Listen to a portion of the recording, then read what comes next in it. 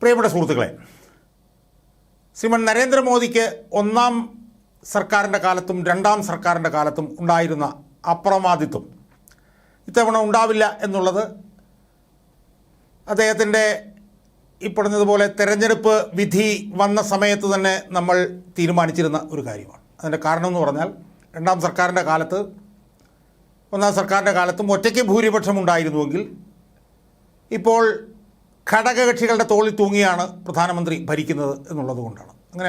അതുകൊണ്ടാണ് നമ്മളത് അങ്ങനൊരു നിരീക്ഷണത്തിലെത്തിച്ചത്.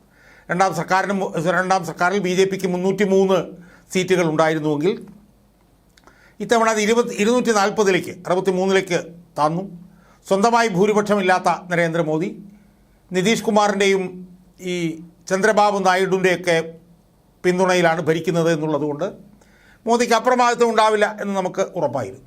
എന്നാൽ നരേന്ദ്രമോദി ഈ നിലയിൽ ലോക്സഭയിൽ ഒറ്റപ്പെടുത്തപ്പെടുമെന്ന്, അല്ലെങ്കിൽ നരേന്ദ്രമോദിക്കെതിരെ ഇത്ര അതിശക്തമായിട്ടുള്ള ആക്രമണങ്ങൾ ലോക്സഭയിൽ ഉണ്ടാകുമെന്ന് നമ്മൾ കരുതിയിരുന്നില്ല. ലോക്സഭയിൽ പ്രസിഡന്റ് നന്ദിപ്രമേയ ചർച്ചയിൽ പങ്കെടുത്തുകൊണ്ട് ഏതാനും ദിവസങ്ങൾക്ക് മുമ്പ് ശ്രീമാൻ രാഹുൽ ഗാന്ധി, അദ്ദേഹം പ്രതിപക്ഷ നേതാവ് കൂടിയാണ്, അദ്ദേഹം നടത്തിയ അതിരൂക്ഷമായിട്ടുള്ള ആക്രമണം നമ്മൾ കണ്ടതാണ്. 1.25 മണിക്കൂർ നീണ്ടു നിൽക്കുന്ന പ്രസംഗം. ആ പ്രസംഗത്തിൻ്റെ ഇടയ്ക്ക് പോലും പ്രധാനമന്ത്രി നരേന്ദ്രമോദി അസഹിഷ്ണുത കാണിച്ച്, അതൃപ്തി കാണിച്ച് ഇടപെടുന്നതൊക്കെ നമ്മൾ കണ്ടത്. സുഹൃത്തുക്കളെ, ഞാനിന്ന് ഈ വീഡിയോയിൽ എൻ്റെ പ്രേക്ഷകരുമായി ചർച്ച ചെയ്യാൻ പോകുന്നത് ശ്രീമാൻ രാഹുൽ ഗാന്ധി നടത്തിയ പ്രസംഗത്തെക്കുറിച്ചിട്ടല്ല. ഈ ലോക്സഭയിൽ മറ്റൊരു വനിത നടത്തിയ ഒരു ഉജ്ജ്വലമായിട്ടുള്ള ഒരു പ്രസംഗമുണ്ട്. ആ പ്രസംഗത്തെക്കുറിച്ചിട്ടാണ് ഞാനിന്ന് ഈ വീഡിയോയിൽ എൻ്റെ പ്രേക്ഷകരുമായി ചർച്ച ചെയ്യാൻ പോകുന്നത്. അത് നടത്തിയ മറ്റാരുമല്ല, ആ വനിതയുടെ പേര് മഹുവ മൊയ്ത്ര എന്നാണ്. അവർ ഇതിനു മുമ്പ് പാർലമെൻറ്റിലും ഒക്കെ തന്നെ ഇത്ര ശക്തമായിട്ടുള്ള തീപ്പൊരി പ്രസംഗം നടത്തിയിട്ടുള്ള ഒരു വനിതാ നേതാവാണ്. അതുകൊണ്ട് തന്നെ കഴിഞ്ഞ ലോക്സഭയിൽ അവരുടെ അംഗത്വം റദ്ദാക്കുന്ന ഹീനമായ നടപടിയിലേക്ക് വരെ നരേന്ദ്രമോദി പോയത് നമുക്കറിയാം. 2023 അവരെ ലോക്സഭാ അല്ലാതാക്കി മാറ്റിയിരുന്നു.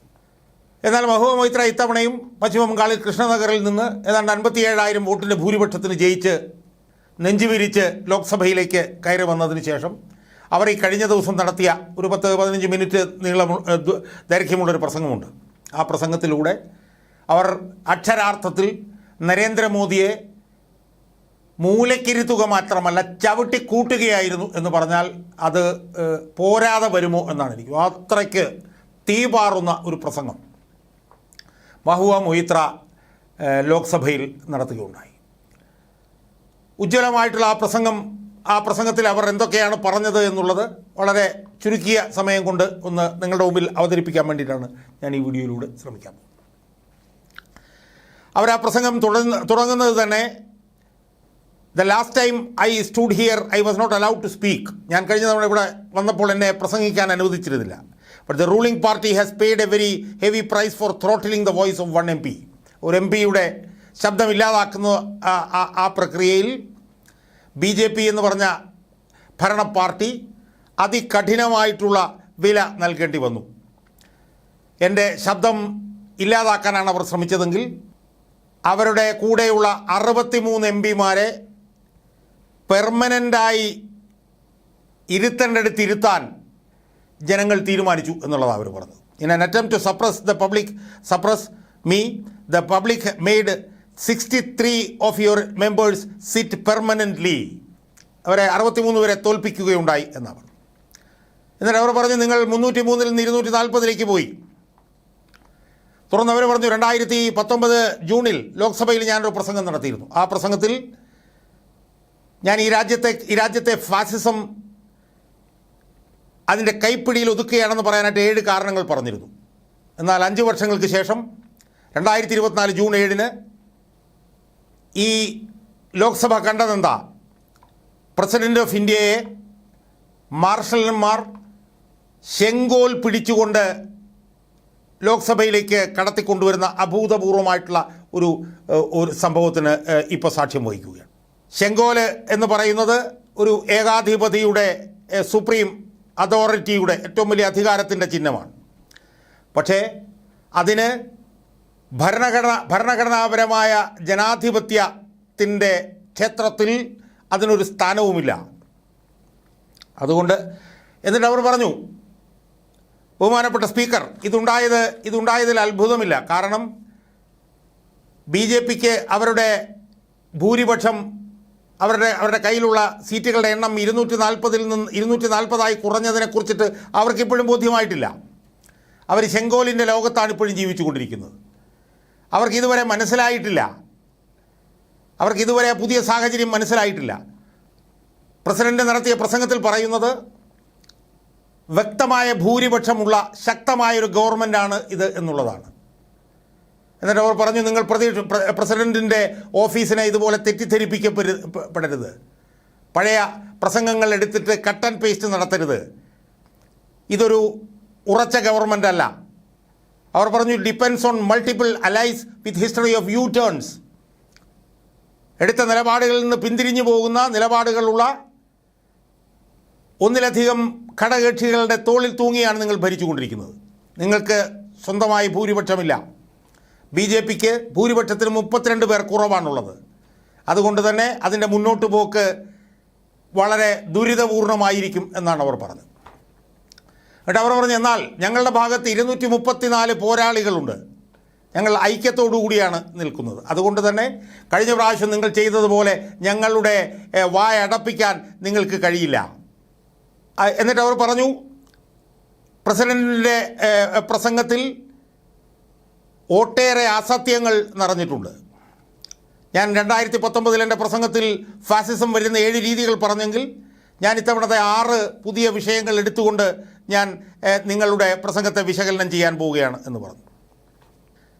അതെല്ലാം വിശകലനം ചെയ്തുകൊണ്ട് നിങ്ങളുടെ നിലപാട് തെറ്റാണ് എന്ന് ഞാൻ തെളിയിക്കാൻ പോവുകയാണ്. എന്നിട്ട് അവർ പറഞ്ഞു, നോർത്ത് ഈസ്റ്റുമായി ബന്ധപ്പെട്ട കാര്യമാണ് എനിക്ക് ആദ്യം സൂചിപ്പിക്കാനുള്ളത്. നോർത്ത് ഈസ്റ്റുമായി ബന്ധപ്പെട്ട് പ്രസിഡൻറ്റിൻ്റെ പ്രസംഗത്തിൽ പറഞ്ഞത് അവിടെ ചെലവഴിച്ച പണം 4 ഇരട്ടി കണ്ട് വർദ്ധിപ്പിച്ചു എന്നാണ്. പക്ഷേ എനിക്ക് നിങ്ങളോടൊരു ചോദ്യം ചോദിക്കാനുണ്ട്. എന്തുകൊണ്ടാണ് മണിപ്പൂരിനെക്കുറിച്ച് നിങ്ങളുടെ പ്രസംഗത്തിൽ ഒരു വാക്ക് പോലും ഇല്ലാതിരുന്നത്? എന്തുകൊണ്ടാണ് നിങ്ങൾ നോർത്ത് ഈസ്റ്റ് എന്ന് മാത്രം പറയുന്നത്? പ്രധാനമന്ത്രി തിരഞ്ഞെടുപ്പ് കാലത്ത് കൊണ്ട് തുടങ്ങുന്ന ഒരുപാട് വാക്കുകൾ ഉച്ചരിച്ചു. മുസൽമാൻ, മുല്ല, മദ്രസ, മുഗൾ, മന്ദിർ, മച്ഛലി, മിജ്റ, മംഗൽ സൂത്ര എന്നൊക്കെ പറഞ്ഞു. ഒരുപാട് വാക്കുകൾ കൊണ്ട് തുടങ്ങുന്ന ഒരുപാട് വാക്കുകൾ പറഞ്ഞു. പക്ഷേ മണിപ്പൂരിനെ കുറിച്ചിട്ട് ഒരു വാക്ക് പോലും പറഞ്ഞില്ല. നമുക്കിപ്പോൾ വേണ്ടത് എന്താണ്? എന്നിട്ട് പറഞ്ഞു, ഞങ്ങൾ മണിപ്പൂരിൻ്റെ കാര്യത്തിൽ നടപടികൾ എടുക്കുന്നുണ്ട് എന്ന് പറഞ്ഞു. നമുക്കതല്ല വേണ്ടത്. നമുക്ക് മണിപ്പൂരിലേക്ക്, നമുക്ക് ഈസ്റ്റിലേക്ക്, we should look at east, we should walk east and most important embrace east. ഈസ്റ്റിനെ നമുക്ക് ചേർത്ത് പിടിക്കുകയാണ് നമുക്ക് വേണ്ടത്. I stand here for my brothers and sisters of Manipur. ഞാൻ മണിപ്പൂരിലെ സഹോദരന്മാർക്ക് വേണ്ടി നൽകുന്നു. എന്നിട്ട് അവർ പാബ്ലോ നെരൂദയുടെ ഒരു പദ്യശകലം വായിച്ചിട്ട് മണിപ്പൂരിലെ നിരത്തുകളിൽ നിങ്ങൾക്ക് ചോര കാണാം എന്നാണ് പറഞ്ഞത്. Please go to Manipur, see the blood on the streets എന്നാണ് അവർ പറഞ്ഞത്. രണ്ടാമത്തെ പ്രധാനപ്പെട്ട വാദഗതിയായിട്ട് അവരെടുത്തത് സ്ത്രീ ശാക്തീകരണമാണ്. എന്നിട്ട് പറഞ്ഞു, നിങ്ങൾ സ്ത്രീ ശാക്തീകരണം വലിയ പ്രധാനപ്പെട്ട വിഷയമായി നിങ്ങൾ തെരഞ്ഞെടുപ്പിൽ ഉന്നയിച്ചു. പക്ഷേ നിങ്ങൾക്ക് സ്ത്രീകളുടെ വോട്ട് മതി, പക്ഷേ പാർലമെൻറ്റിലേക്ക് സ്ത്രീകൾ കടന്നു വരണം എന്നില്ല. അവരുടെ പിന്തുണ മാത്രം മതി നിങ്ങൾക്ക്.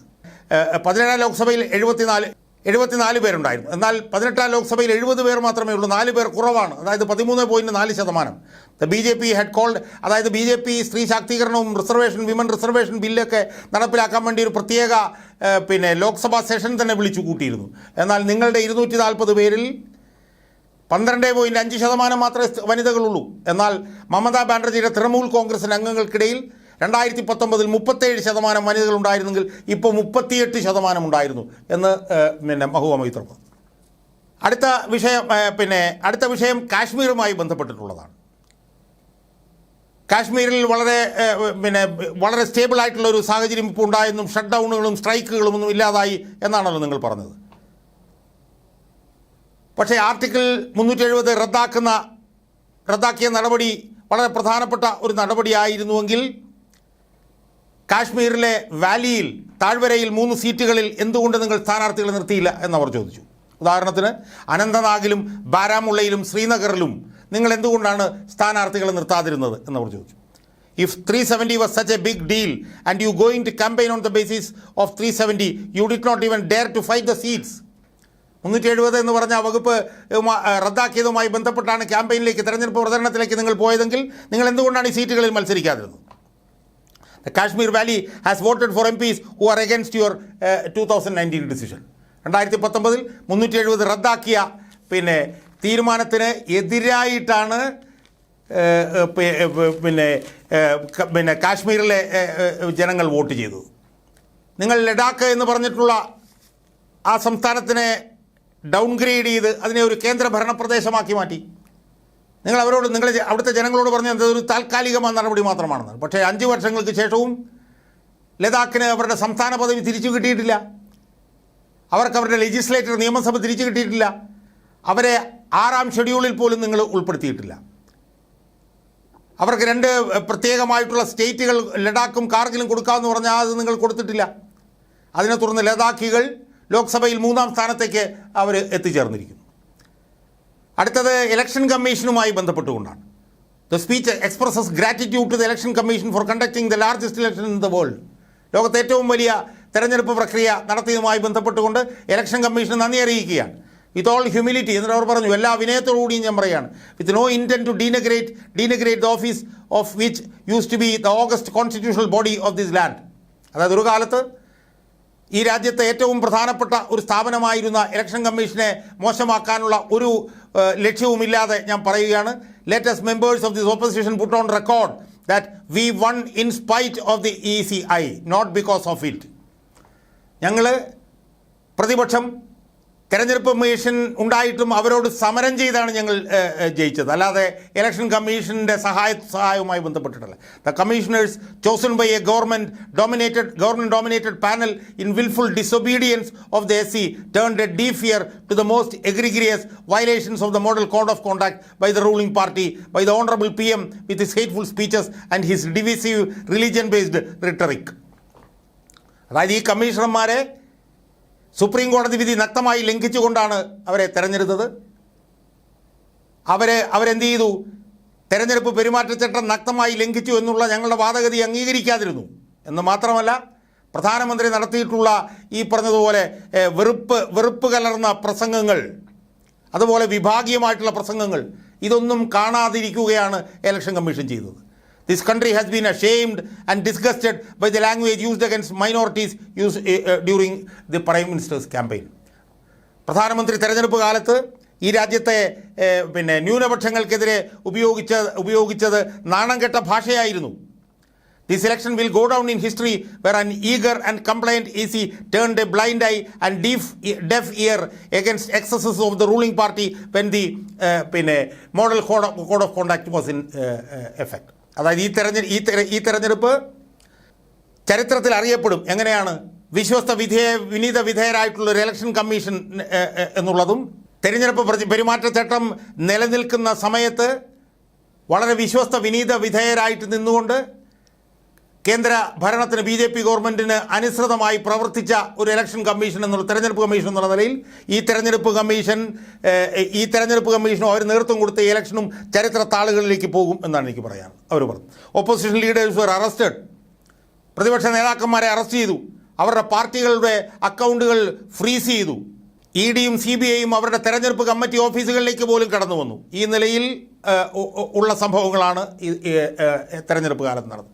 ആത്യന്തികമായി ultimately voters took charge and they said enough is enough, ചെയ്തെടുത്തോളം മതി എന്ന് പറഞ്ഞുകൊണ്ട് വോട്ടർമാർ അവരെ കാര്യങ്ങൾ ഏറ്റെടുത്തു.